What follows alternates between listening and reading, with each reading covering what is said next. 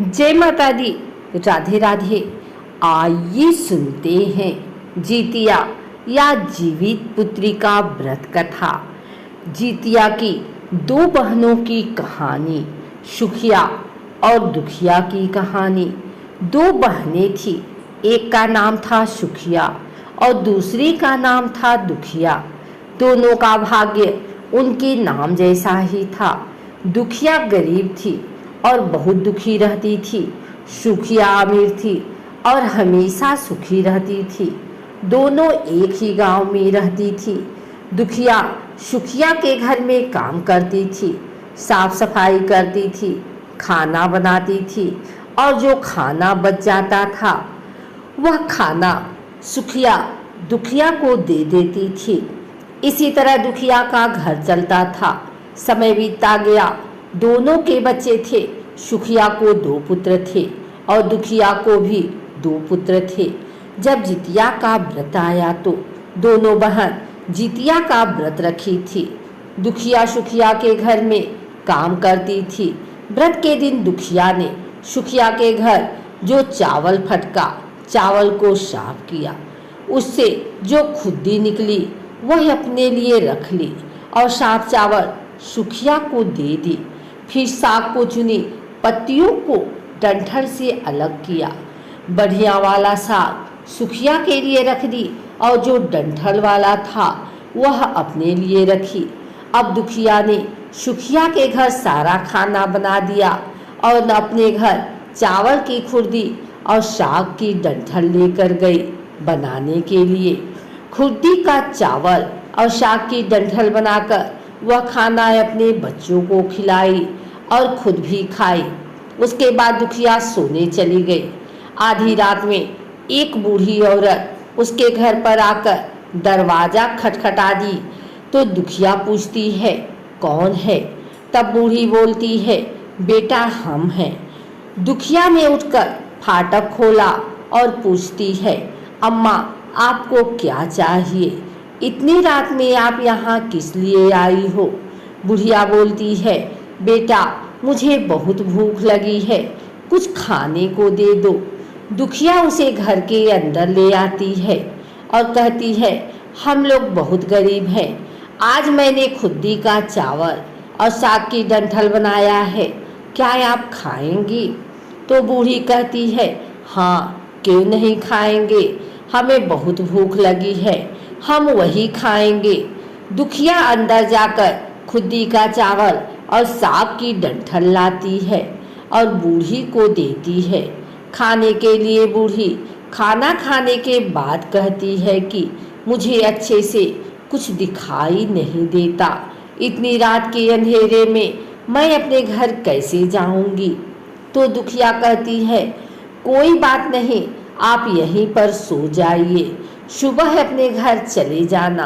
तो बूढ़ी दुखिया के घर में ही सो जाती है। फिर थोड़ी देर बाद उठकर बूढ़ी बोलती है, बेटा मुझे दीर्घ शंका, पैखाना लगी है, कहाँ करूं? तो दुखिया कहती है, मेरे घर में बाथरूम नहीं है, इसलिए आप उधर कोने में कर लीजिए। बूढ़ी पूछती है कि बेटा भर भर करे या छर छर करे? दुखिया नींद में थी, वह कहती है, माताजी भर भर कर दो, मैं सुबह साफ कर दूंगी। फिर थोड़ी देर बाद बूढ़ी पूछती है कि बेटा मैं अपने हाथ कहाँ साफ करूं? तो दुखिया कहती है, आप मेरे सर में अपने हाथ को साफ कर लीजिए। जब सुबह होती है तो दुखिया को यह सब सपने के जैसे लगता है कि सोते समय मुझे कोई सपना आया होगा। वह ज़्यादा कुछ नहीं सोचती और नदी में नहाने के लिए चली जाती है।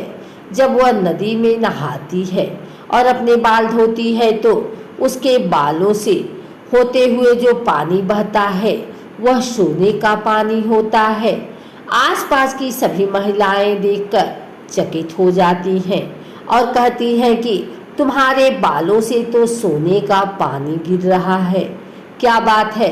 फिर उसे रात की सारी बात याद आती है। वह दौड़कर अपने घर की ओर भागती है, यह सोचकर कि उसका घर दीर्घ शंका से गंदा हुआ होगा, पहले उसको साफ करना होगा। जब वह अपने घर में जाती है तो देखती है कि घर के हर कोने में ढेर सारा सोना बिखरा पड़ा होता है। यह सब देखकर दुखिया बहुत खुश हो जाती है और सोचती है कि जितमंदन बाबा जीमूत वाहन की कृपा है, यह सब जो माता का रूप धारण करके मेरे घर आए और मुझे इतना आशीर्वाद दिए। अब दुखिया अमीर हो जाती है और सुखिया के घर जाकर काम करना बंद कर देती है।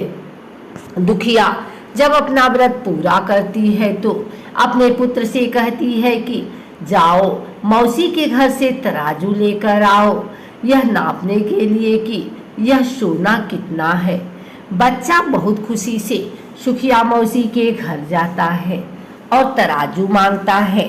तो सुखिया पूछती है कि तराजू पर क्या नापना है। तो बच्चा बोलता है, मेरे घर में बहुत ढेर सारा सोना है, उसी को माँ नापेगी।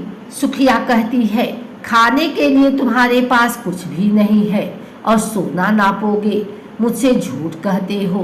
तो बच्चा कहता है, नहीं, मैं झूठ नहीं बोल रहा हूँ। सुखिया सोचती है, जब तराजू मांगा है तो कुछ ना कुछ तो जरूर नापना होगा, इसलिए वह तराजू के पीछे गोद लगा देती है कि जो भी नपेगा वह थोड़ा सा इसमें चिपक जाएगा। दुखिया जब तराजू पर सोना नापती है तो कुछ सोना का टुकड़ा उस बूंद में चिपक जाता है। जब बच्चा तराजू लौटाने आता है तो सुखिया उसको उलट पुलट कर देखती है तो उसे तराजू में सोना लगा हुआ मिलता है। सुखिया सोचती है उसके घर में जरूर कहीं से सोना आया होगा, इसलिए वह कई दिन के से काम पर भी नहीं आ रही है। सुखिया उसके घर जाकर देखती है कि यह सोना कहाँ से आया। जब सुखिया दुखिया के पास जाकर पूछती है कि तुम्हारे पास कहाँ से इतना सोना आया कि तुम तराजू मंगाई नापने के लिए, तो दुखिया उस रात की सारी कहानी अपनी बहन सुखिया को बताती है। दुखिया का मन एकदम सच्चा था, इसलिए वह सब कुछ बता दी। लेकिन सुखिया के मन में लालच आने लगा कि दुखिया के पास हमसे भी ज्यादा धन आ गया।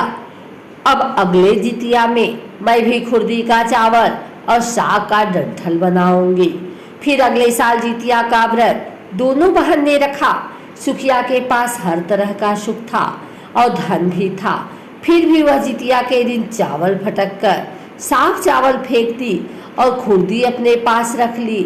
साग को तोड़कर पत्तियां फेंक दी और डंठल अपने पास रख ली और वही बनाई। खा पीकर पूजा पाठ करके सोने चली गई। फिर आधी रात में उसके घर में भी बूढ़ी माई आई और दरवाजा खटखटाती है। सुखिया उसका इंतजार कर रही होती है। वह तुरंत दरवाजा खोलकर बूढ़ी को अपने घर के अंदर ले आती है। बूढ़ी बोलती है, मुझे बहुत भूख लगी है, कुछ खाने को दे दो। तो सुखिया कहती है, मैंने खुर्दी का चावल और डंठल का साग बनाया है। बूढ़ी बोलती है, कोई बात नहीं, मैं खाऊंगी। तो सुखिया परोस देती। वह खाना खाने के लिए और सोने चली जाती है। बुढ़िया बोलती है, मैं घर नहीं जा सकती, मुझे दिखाई नहीं देता। तो सुखिया कहती है, कोई बात नहीं, आप यहीं सो जाओ। थोड़ी देर बाद बूढ़ी फिर बोलती है कि मुझे दीर्घ शंका लगी है, कहाँ करूं? तो सुखिया कहती है, वही कोने में कर लीजिए। फिर थोड़ी देर बाद बूढ़ी पूछती है कि भर करे या छर। इस समय सुखिया को याद नहीं आता है कि दुखिया ने क्या बोला था। तो सुखिया बोली, माँ छर कर दीजिए। फिर बूढ़ी पूछती है कि बेटा मैं अपने हाथ कहाँ साफ करूँ? सुखिया कहती है, मेरे सर में साफ कर लीजिए। बूढ़ी अपना हाथ सुखिया के सर में साफ कर लेती है। जब सुखिया सुबह उठती है तो उसका पूरा घर गंदगी से भरा पड़ा होता है और उसके बाल में भी बहुत गंदगी लगी रहती है। यह सब देखकर सुखिया बहुत दुखी हो जाती है और उसे बहुत गुस्सा भी आता है। वह अपनी बहन दुखिया को बुलाती है और उसको गुस्सा करती है कि तुमने हमसे झूठ कहा और मेरा पूरा घर गंदा करवा दिया। तो दुखिया पूछती है कि तुमने क्या कहा था, भर भर या छर छर? तो दुखिया कहती है मैं तो छर छर बोली। तो दुखिया कहती है यहीं पर तो तुमने गलती की, और तुम्हारे पास तो सब कुछ था, किसी चीज की कमी नहीं थी, फिर भी तुमने लालच किया। मेरे पास कुछ भी नहीं था, तुम्हारे पास तो सब कुछ था। तुम्हारे घर जीतमंद बाबा जीमूत वाहन भेष बदल कर जाएं, लेकिन फिर भी तुमने उन्हें अच्छा खाना नहीं परोसा। मेरे पास तो कुछ भी नहीं था, इसलिए मैंने उन्हें खुर्दी का चावल और साग का डंठल परोसा था। तुमने अपने घर आए भगवान का अपमान किया। सब कुछ करते हुए भी तुमने साग और भात खिलाया। तुम्हारे पास सब कुछ होते हुए भी तुम्हें लालच नहीं करना चाहिए, इसलिए तुम्हारे साथ बुरा हुआ।